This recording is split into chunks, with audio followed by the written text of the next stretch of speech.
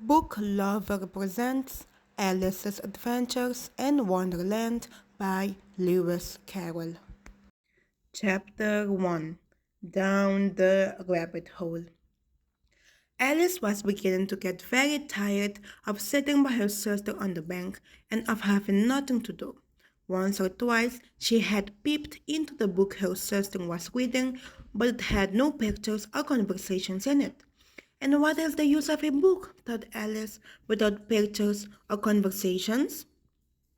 So she was considering in her own mind as well as she could, for the hot day made her feel very sleepy and stupid, whether the pleasure of making a daisy chain would be worth the trouble of getting up and picking the daisies, when suddenly a white rabbit with pink eyes ran close by her. There was nothing so very remarkable in that, nor did Alice think it so very much out of the way to hear the rabbit say to itself, oh dear, I shall be late. When she thought it over afterwards, it occurred to her that she ought to have wondered at this, but at the time it all seemed quite natural. But when the rabbit actually took a watch out of its waistcoat pocket and looked at it, and then hurried on, Alice started to her feet, for it flashed across her mind that she had never before seen a rabbit with either a waistcoat pocket or a watch to take out of it, and burning with curiosity, she ran across the field after it. Unfortunately, was just in time to see it pop down a large rabbit hole under the hedge.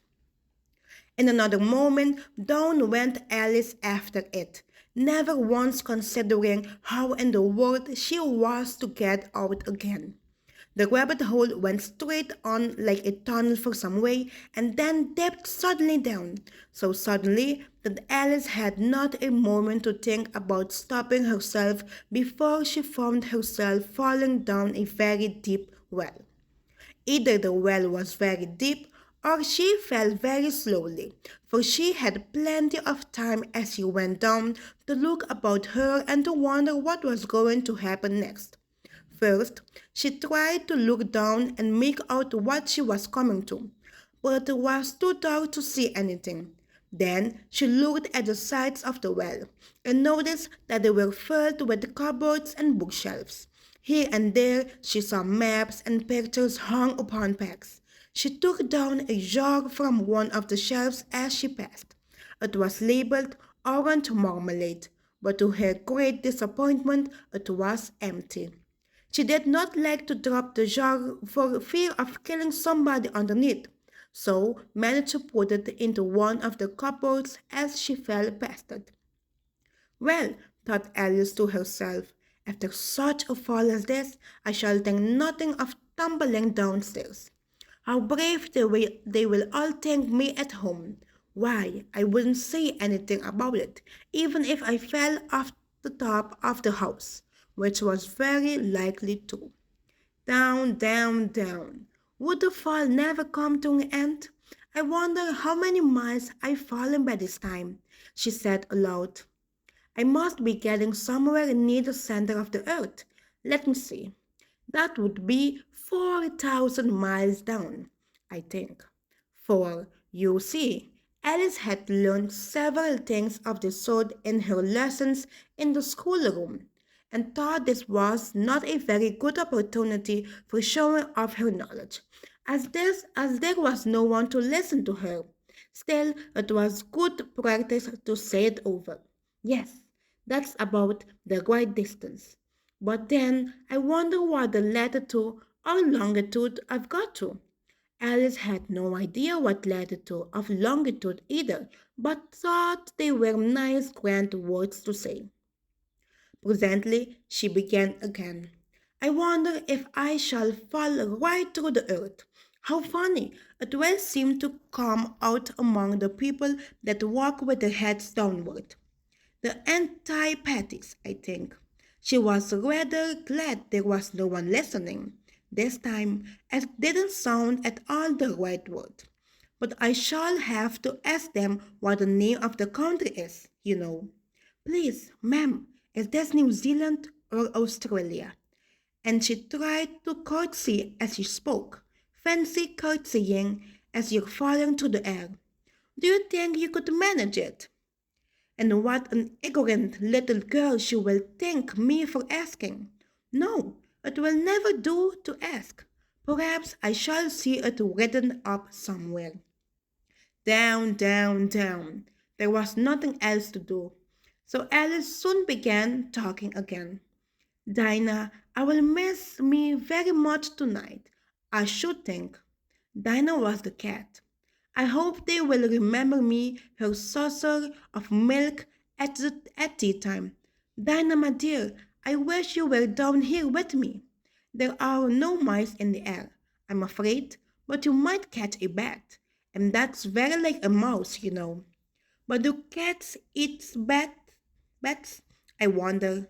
And here Alice began to get rather sleepy and went on saying to herself in a dreamy sort of way, do cats eat bats? Do cats eat bats? And sometimes do bats eat cats? For you see, as she shouldn't answer either questions, it didn't much matter which way she put it. She felt that she was dozing off, and had just begun to dream that she was walking hand in hand with Dinah, and saying to her very earnestly, now, Dinah, tell me the truth. Did you ever eat a bat? When suddenly, thump, thump, down she came upon a heap of sticks and dry leaves, and the fall was over. Alice was not a bit hurt, and she jumped up to her feet in a moment. She looked up, but it was all dark overhead. Before her was another long passage, and the white rabbit was still inside, hurrying down it. There was not a moment to be lost. Away went Alice like the wind, and was just in time to hear it say as it turned a corner, oh, my ears and whiskers, how late it's getting. She was close behind it when she turned the corner, but the rabbit was no longer to be seen. She found herself in a long, low hall, which was lit up by a row of lamps hanging from the roof. There were doors all around the hall, but they were all locked, and when Alice had been all the way down one side and up the other, trying every door, she walked sadly down the middle, wondering how she was ever to get out again. Suddenly, she came upon a little three-legged table, all made of solid glass. There was nothing on it except a tiny golden key, and Alice's first thought was that it might belong to one of the doors of the hall. But alas, either the lock were too large or the key was too small. But at any rate, it would not open any of them. However, one on the second time round, she came upon a low curtain she had not noticed before, and behind it was a little door about 15 inches high. She tried the little golden key in the lock, and to her great delight it fitted. Alice opened the door and found that it led into a small passage, not much larger than a rat hole. She knelt down and looked along the passage into the loveliest garden you ever saw. How she longed to get out of that dark hall and wander about among those beds of bright flowers and those cool fountains. But she could not even get her head through the doorway. And even if my head would go through, thought poor Alice, it would be of very little use without my shoulders. Oh, how I wish I could shut up like a telescope. I think I could, if I only knew how to begin. For you, see, so many out of the way things had happened lately that Alice had begun to think that very few things indeed were really impossible. There seemed to be no use in waiting by the little door, so she went back to the table, half hoping she might find another key on it, or at any rate a book of rules for shutting people up like telescope. This time she found a little bottle on it, which certainly was not here before, said Alice. and round the neck of the bottle was a paper label with the words "Drink Me," beautifully printed on it in large letters. It was all very well to say "drink me," but the wise little Alice was not going to do that in a hurry. "No, I will look first," she said, "and see whether it's marked poison or not." For she had read several nice little stories about children who had gone burnt and eaten up by wild beasts and other unpleasant things, all because they would not remember the simple rules their friends had taught them, such as that a red hot poker will burn you if you hold it too long, and that if you cut your finger very deeply with a knife, it usually bleeds, and she had never forgotten that. If you drink much from a bottle marked poison, it is almost certain to disagree with you, sooner or later. However, this bottle was not marked poison, so Alice ventured to taste it, and finding it very nice. It had, in fact, a sort of mixed flavor of cherry tart, custard, pineapple, roast turkey, toffee, and hot buttered toast. She very soon finished it off. "What a curious feeling," said Alice. "I must be shutting up like a telescope." And so it was indeed. She was now only 10 inches high, and her face brightened up at the thought that she was now the right size for going through the little door into that lovely garden. First, however, she waited for a few minutes to see if she was going to shrink any further. She felt a little nervous about this. "For it might end, you know," said Alice to herself, "in my going out altogether like a candle. I wonder what I should be like then." And she tried to fancy what the flame of a candle is like after the candle is blown out, for she could not remember ever having such a thing. After a while, finding that nothing more happened, she decided on going into the garden at once.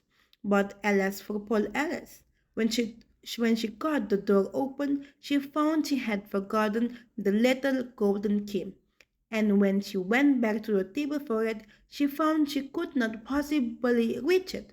She could see it quite plainly through the glass, and she tried her best to climb up one of the legs of the table, but it was too slippery. And when she had tried herself out with trying, the poor little thing sat down and cried. "Come, there's no use in crying like that," said Alice to herself, rather sharply. "I advise you to leave off this minute." She generally gave herself very good advice, though she very seldom followed it, and sometimes she scolded herself so severely as to bring tears into her eyes. And once she remembered trying to box her own ears for having cheated herself in a game of croquet she was playing against herself. For this curious child was very fond of pretending to be two people. "But it's no use now," thought poor Alice, "to pretend to be two people. Why, there's hardly enough of me left to make one respectable person." Soon her eye fell on a little glass box that was lying under the table.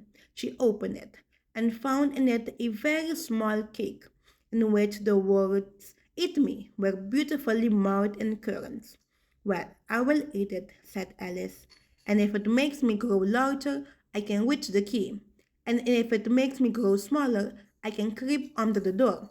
So either way, I will get into the garden, and I don't care which happens." She's she ate a little bit and said anxiously to herself, "Which way? Which way?" holding her hand on the top of her head to feel which way it was going, and she was quite surprised to find that she remained the same size.